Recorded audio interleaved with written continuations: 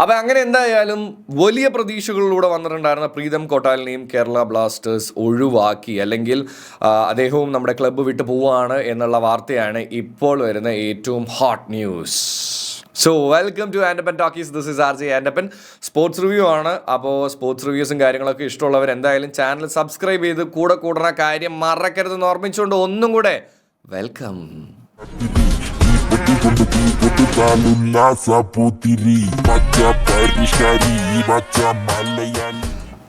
Welcome back to Andappan talkies and this is RJ Andappan. അപ്പം എന്തായാലും sports റിവ്യൂവിൽ ഇന്ന് ഭയങ്കരമായിട്ടുള്ളൊരു കാര്യമാണ്. എന്തായാലും ഞാൻ ആദ്യം നമ്മുടെ ജനുവരി തുടങ്ങിയപ്പോഴേ പറഞ്ഞിട്ടുണ്ടായിരുന്ന ഒരു കാര്യമുണ്ട്. അതായത് കേരള ബ്ലാസ്റ്റേഴ്സിനെ സംബന്ധിച്ചിടത്തോളം ഈ ജനുവരി ട്രാൻസ്ഫർ വിൻഡോ എന്ന് പറയുന്നത് ഒട്ടും റെസ്റ്റ് ഇല്ലാത്തൊരു സമയമായിരിക്കും. ഒരുപാട് സൈനിങ്ങുകളും പ്ലേയേഴ്സിന് വിൽക്കുന്ന കാര്യങ്ങളും പറഞ്ഞു വിടുന്ന കാര്യങ്ങളും അങ്ങനെയൊക്കെ ആയിട്ട് കുറേ കാര്യങ്ങൾ ഉണ്ടാവും എന്നുള്ള കാര്യം ഞാൻ ഓൾറെഡി പറഞ്ഞിട്ടുണ്ടായിരുന്നു. സോ അപ്പോൾ അതിൽ ഏറ്റവും പുതിയ അപ്ഡേഷൻ എന്താണെന്ന് വെച്ച് കഴിഞ്ഞാൽ ഏകദേശം ഒരു 54 മിനിറ്റുകൾക്ക് മുമ്പ് കേരള ബ്ലാസ്റ്റേഴ്സിൻ്റെ ഒഫീഷ്യൽ പേജിലൂടെ വന്നിരിക്കുന്ന announcement is about Pritam Kotal. അങ്ങനെ നമ്മുടെ ഇന്ത്യയുടെ വൻമതിൽ എന്നൊക്കെ വിശേഷിപ്പിച്ചിരുന്ന, എന്നാൽ കേരള ബ്ലാസ്റ്റേഴ്സിലേക്ക് വന്നപ്പോൾ അത്രമേൽ അങ്ങോട്ട് പ്രകടനം കാഴ്ചവെച്ചോ എന്ന് ചോദിച്ചു കഴിഞ്ഞാൽ നമ്മുടെ മൊത്തത്തിലുള്ള സിറ്റുവേഷൻ കുറച്ച് കഷ്ടപ്പാടായിരുന്നു. പക്ഷേ പ്രീതം കോട്ടാലിൽ നിന്ന് നമ്മൾ എക്സ്പെക്ട് ചെയ്തിരുന്ന, നമ്മൾ പ്രതീക്ഷിച്ചിരുന്ന ആ ഒരു പവറൊന്നും സത്യം പറഞ്ഞു കഴിഞ്ഞാൽ കിട്ടിയില്ല എന്നുള്ളതാണ് എൻ്റെ പേഴ്സണൽ ഒപ്പീനിയൻ. അപ്പോൾ എന്തായാലും താങ്ക് യു പ്രീതം കോട്ടാൽ എന്ന് പറഞ്ഞിട്ടുള്ള ഒരു പോസ്റ്റ് കേരള ബ്ലാസ്റ്റേഴ്സ് ഇപ്പോൾ ഒഫീഷ്യലായിട്ട് അനൗൺസ് ചെയ്തിട്ടുണ്ട്. ആൻഡ് അത് ഏത് ക്ലബിലേക്കാണ് പോകുന്നത് എന്നുള്ളതിനെ പറ്റിയിട്ടുള്ള കാര്യങ്ങളൊന്നും സത്യത്തിൽ അതിനകത്തില്ല. പക്ഷെ എന്തായാലും പ്രീതം കോട്ടാലിനെയും കൂടെ ഒഴിവാക്കുകയാണ് എന്നുള്ളതാണ്. അപ്പോൾ ഈ കഴിഞ്ഞ ദിവസം മാനേജ്മെൻറ്റും മഞ്ഞപ്പടയും തമ്മിലുണ്ടായിരുന്ന ചർച്ച കാര്യങ്ങളൊക്കെ പോസിറ്റീവ് ആയിരുന്നോ നെഗറ്റീവ് ആയിരുന്നോ എന്ന് ചോദിച്ചു കഴിഞ്ഞാൽ ഒരുപാട് കാര്യങ്ങളും എത്രയോ കുറേ നേരമൊക്കെ ചർച്ച ചെയ്തു എന്നൊക്കെ പറഞ്ഞുള്ള സംഭവങ്ങളൊക്കെ ഞാൻ കണ്ടു. അപ്പോൾ എന്തായാലും അതിനകത്ത് സൈനിങ്ങുകളെ കുറിച്ചൊക്കെ ഉള്ള ഒരു ഉറപ്പ് കേരള ബ്ലാസ്റ്റേഴ്സ് കൊടുത്തിട്ടുണ്ട് എന്നുള്ളതൊക്കെയാണ് നമുക്ക് അറിയാൻ പറ്റിയിട്ടുള്ളത്. അപ്പോൾ പക്ഷേ ഇപ്പം ഞാൻ പറയുകയാണെന്നുണ്ടെങ്കിൽ നമ്മൾ ഒരുപാട് പ്ലേയേഴ്സിനെ ഒഴിച്ചു എന്ന് വെച്ച് കഴിഞ്ഞാൽ നമ്മുടെ ടീമിൽ നിന്നും പല ടീമുകൾക്ക് ലോണിലായിട്ടും അല്ലാതെയും പെർമനൻ്റ് ആയിട്ടും ഒക്കെ നമ്മൾ വിറ്റഴിക്കുകയും ബാക്കി കാര്യങ്ങളൊക്കെ ചെയ്തു.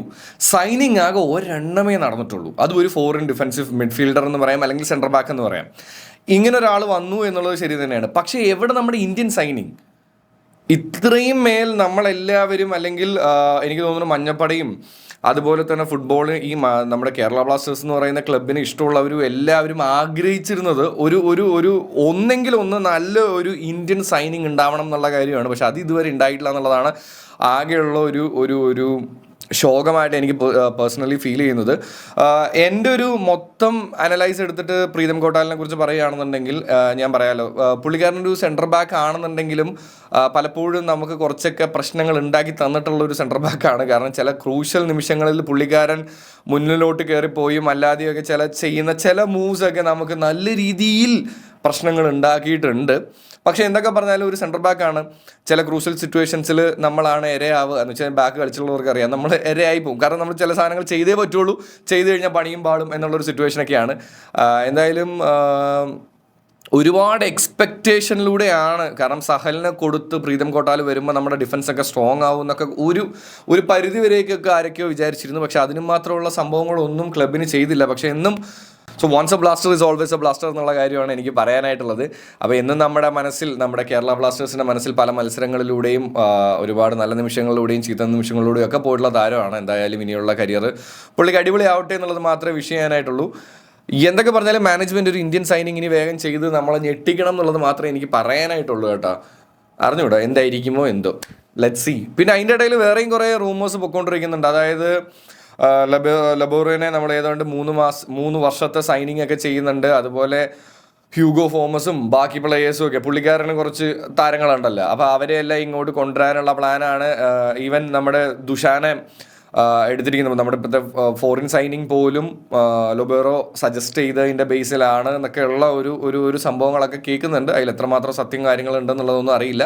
എന്തായാലും ലെറ്റ്സ് വെയിറ്റ് ആൻഡ് സീ എന്തൊക്കെയാണ് ഈ ജനുവരി അവസാനിക്കുന്നതിന് മുമ്പ്, ജനുവരി ട്രാൻസ്ഫർ വിൻഡോ അവസാനിക്കുന്നതിന് മുമ്പ് നമുക്ക് കാണാൻ പറ്റുക എന്നുള്ളതൊക്കെ നോക്കി തന്നെ ഇരിക്കുക അല്ലേ? അതെ. സോറി ലാസ്റ്റത്തെ പഞ്ച് പറയാൻ പറഞ്ഞു പോയി. അപ്പോൾ എന്തായാലും വീഡിയോ ഇഷ്ടപ്പെടുകയാണെന്നുണ്ടെങ്കിൽ like, share and subscribe. Thank you so much. ചിൽ കുപ്പിച്ചിൽ.